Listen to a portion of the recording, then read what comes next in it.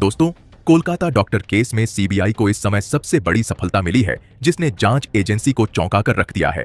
CBI के हाथों इस भयानक घटना का एक वीडियो लगा है। साथ ही एक चश्मदीद गवाह भी मिला है, जिसने अपनी आंखों से देखी गई घटनाओं का ब्यौरा देते हुए कई खुलासे किए हैं। इससे पहले सीबीआई ने इस मामले में जो भी अनुमान लगाए थे, वे अब पूरी तरह गलत साबित हो चुके हैं। सीबीआई का कहना है कि चश्मदीद द्वारा दी गई जानकारी, पोस्टमार्टम रिपोर्ट, संदीप घोष के बयान और इस समय संजय रॉय के बयान से पूरी तरह मेल खा रही है, जिससे असली आरोपी का नाम भी उजागर हो चुका है। इस गवाह ने साफ साफ बताया है कि किसने डॉक्टर बिटिया की टांगें तोड़ी, किसने उनकी आंखों पर घूंसा मारा और किसने उनका गला दबाया था। इसके अलावा इस जघन्य कृत्य में शामिल सभी लोगों के नाम भी सामने आ गए हैं। क्या है पूरी खबर, सब कुछ बताएंगे आपको इस वीडियो में, तो आप इस वीडियो को पूरा आखिरी तक जरूर देखिएगा। लेकिन आगे बढ़ने से पहले आप इस वीडियो को एक लाइक कर दीजिए, और अगर मेरी तरह आप भी चाहते हैं कि डॉक्टर बेटी को इंसाफ मिले, तो चैनल को सब्सक्राइब करके कमेंट में justice for the Kolkata lady doctor जरूर लिखें। दोस्तों, इस खबर के सामने आने के बाद संजय राय और संदीप घोष भी स्तब्ध रह गए हैं, क्योंकि उन्हें इस चश्मदीद गवाह के बारे में कोई जानकारी नहीं थी। वे मान रहे थे कि जो कुछ सीसीटीवी में रिकॉर्ड हुआ है या जो वीडियो फुटेज उन्होंने अपने फोन में कैद किए हैं, वही इस पूरी घटना का एकमात्र सबूत है। लेकिन इस गवाह के सामने आने से मामला पूरी तरह पलटता नजर आ रहा है। गवाह ने जिस आरोपी की ओर इशारा किया है, उसका नाम सुनते ही सीबीआई भी चौंक गई है, क्योंकि इस मामले में आरोपी संजय राय और संदीप घोष दोनों नहीं हैं। जी हां, असली आरोपी कोई और ही है। इन दोनों को आगे करके कोलकाता केस का असली अपराधी खुद को छुपा रहा था। लेकिन अब जो नया खुलासा हुआ है, उसके बाद संदीप घोष भी पूरी तरह से हैरान हैं। इस पूरे मामले का वीडियो भी अब सामने आ चुका है और चश्मदीद गवाह ने सारी बातें साफ साफ बता दी हैं। अब तक जो क्रूरता दिखाई दे रही थी, वह वास्तविकता से भी कहीं ज्यादा भयानक थी, जैसा कि इस गवाह ने खुलासा किया है। इन तथ्यों के सामने आने के बाद यह पता चलता है कि जिसे अब तक निर्दोष समझा जा रहा था, वही इस पूरे मामले का सबसे बड़ा अपराधी बनकर सामने आया है।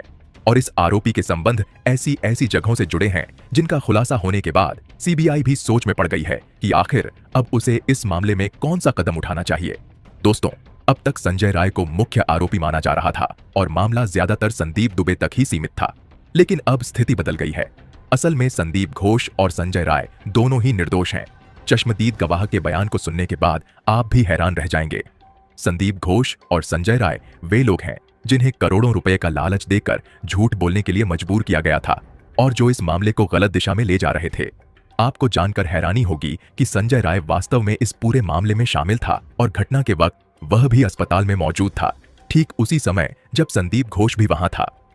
पहले संजय राय ने पैसों के लालच में इस पूरे मामले का आरोप अपने ऊपर ले लिया था, लेकिन जब उसे फांसी की सजा सुनाई गई तो उसने अपनी बात से पलटते हुए कहा कि वह सबसे बाद में पहुंचा था और उसे इस घटना की कोई जानकारी नहीं थी। अब चश्मदीद ने खुलासा किया है कि संजय राय भी उन लोगों में शामिल था और संदीप घोष के साथ उस वक्त कमरे में कुल 4 नहीं बल्कि 6 लोग मौजूद थे। जब पूरी घटना को अंजाम दिया गया था, संदीप घोष और संजय राय ने खुद को बचाने के लिए केवल 4 लोगों का ही उल्लेख किया था, लेकिन असल में उस समय कमरे में कुल 6 लोग मौजूद थे। यह वारदात रात के 1 बजे यानी 9 अगस्त को आधी रात के बाद 1 बजे के करीब घटी थी।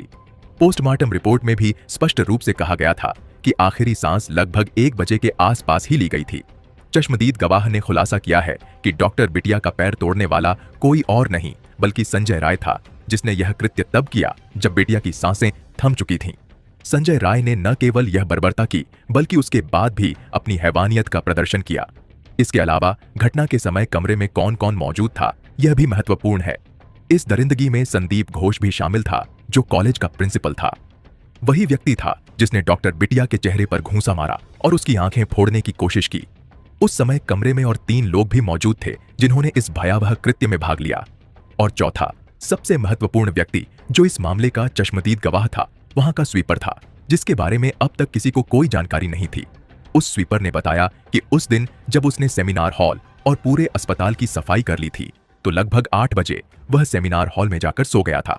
जब इस घटना को सेमिनार हॉल में अंजाम दिया जा रहा था, तो वह वहीं पर मौजूद था। पहले तो उसकी नींद नहीं टूटी, लेकिन जब डॉक्टर बिटिया की चीखें उसके कानों तक पहुंची, तब उसकी आंखें खुलीं।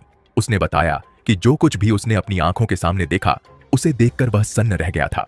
उसने कहा कि अगर वह उस वक्त कुछ भी बोलने की कोशिश करता, तो शायद वह भी उस दिन मारा जाता, क्योंकि वहां जो लोग मौजूद थे वे कोई साधारण लोग नहीं बल्कि कोलकाता के बड़े रसूखदार लोग थे जिनका इस मामले से सीधा संबंध था। इस चश्मदीद ने अब सारी सच्चाई उजागर कर दी है। वह लंबे समय से अजयकर कॉलेज में स्वीपर के रूप में काम कर रहा था, इसलिए उसे बहुत सी बातें पहले से ही पता थीं। उसने यह भी बताया कि इस पूरे मामले को बदले की भावना से और एक बड़े राज को दबाने के लिए अंजाम दिया गया था। उसने बताया कि आरजेकर कॉलेज पर जो अब तक आरोप लगाए जा रहे थे वे वास्तव में सच हैं। कॉलेज में अंगों की तस्करी, ड्रग्स की स्मगलिंग और महिलाओं के यौन उत्पीड़न के साथ साथ कई महिलाओं के यौन उत्पीड़न की वीडियो शूट करने की बातें पूरी तरह से सही हैं। डॉक्टर बिटिया को इन सब की भनक लगभग 2 महीने पहले लग चुकी थी। इसी कारण से कॉलेज के प्रिंसिपल और अन्य प्रमुख दोषी असहज महसूस कर रहे थे। उन्हें डर था कि अगर डॉक्टर बिटिया ने इस मामले को उजागर कर दिया तो वे कोलकाता पुलिस और प्रशासन की नजरों में आ जाएंगे। इससे उनका यह पूरा स्मगलिंग नेटवर्क, जिसे उन्होंने बड़े जतन से तैयार किया था, ध्वस्त हो जाएगा। इतना ही नहीं, उन्हें इसके बदले में कड़ी सजा का भी सामना करना पड़ेगा। इसी सजा के डर से उन्होंने इस भयावह घटना को अंजाम दिया। आरोपी संजय रॉय ने बताया था कि उसे इस सब करने के लिए पैसे दिए गए थे और झूठ बोलने के लिए भी उनकी जेबें इतनी भर दी गई थीं कि वे अब तक चुप्पी साधे हुए हैं। इतना ही नहीं, संदीप घोष और अजय राय को इतने अधिक पैसे मिले थे कि उन्होंने घटना के बाद सभी सबूतों को मिटाने की पूरी तैयारी कर ली थी। संदीप घोष, जो खुद एक डॉक्टर और प्रिंसिपल था, अच्छी तरह जानता था कि क्राइम सीन को कैसे सुरक्षित रखा जाता है और सबूतों को कैसे संभालना होता है। इसके बावजूद उसने जानबूझकर सबूतों को नष्ट करने में लोगों की मदद ली और स्वयं इन सबूतों को मिटाने का काम किया। उसने इसे मेंटेनेंस के नाम पर छिपाया, जबकि क्राइम सीन को एक धर्मशाला जैसा बना दिया, जहां जो कोई भी आता, अंदर जाता, चीजें उठा लेता, देखता और इधर उधर करता। ये सब कुछ संदीप घोष ने पूरी योजना के तहत करवाया था। सीबीआई ने पहले ही इस पर आरोप लगाए थे, लेकिन अब जब स्वीपर ने इस मामले की पूरी सच्चाई उजागर कर दी है तो उन लोगों के नाम भी सामने आ चुके हैं जो मुख्य आरोपी हैं। हालांकि सीबीआई ने अब तक इन नामों का स्पष्ट खुलासा नहीं किया है, लेकिन धीरे धीरे शिकंजा कसता जा रहा है और ये लोग जल्द ही सीबीआई की गिरफ्त में होंगे। इन्हें पकड़ना आसान नहीं है, लेकिन संदीप घोष और संजय राय के बयानों से अब तक कुछ भी स्पष्ट नहीं हो पाया था। अगर इस स्वीपर ने चश्मदीद गवाह के रूप में सच्चाई का खुलासा नहीं किया होता तो शायद हम अभी भी वही कहानी मान रहे होते जो आरोपी संदीप घोष और संजय राय ने घड़ी थी। यह कहानी पूरी तरह से एक प्री प्लान थी ताकि इस पूरे मामले को घुमाया जा सके और समय के साथ इसे भी उन अन्य घटनाओं की तरह दबा दिया जाए जिन्हें धीरे धीरे भुला दिया गया था। लेकिन अब ऐसा नहीं होने वाला है। इन आरोपियों को कड़ी सजा मिलनी तय है। चश्मदीद गवाह ने सामने आकर बहुत बड़ा काम किया है और अब उसकी सुरक्षा की तैयारी भी की जा रही है। सवाल यह है कि क्या असली आरोपियों को सजा मिल पाएगी या वे फिर से बच निकलेंगे। सच तो यह है कि यह सब कुछ हम पर निर्भर करता है। अगर हम इस मामले में शांत हो जाते हैं तो यह मामला भी धीरे धीरे ठंडा पड़ जाएगा, लेकिन जब तक हम इस पर आवाज उठाते रहेंगे और अपनी मांगों को बुलंद रखते रहेंगे तब तक यह मामला दबने वाला नहीं है। इसलिए अभी तुरंत अपने फोन से कमेंट में सबसे पहले डॉक्टर बिटिया की आत्मा की शांति के लिए RIP लिखें और इसके बाद हमें न्याय चाहिए, जब तक न्याय नहीं तब तक रुकेंगे नहीं लिखें। इससे सबको पता चलेगा कि न्याय की मांग कहां तक पहुंच चुकी है।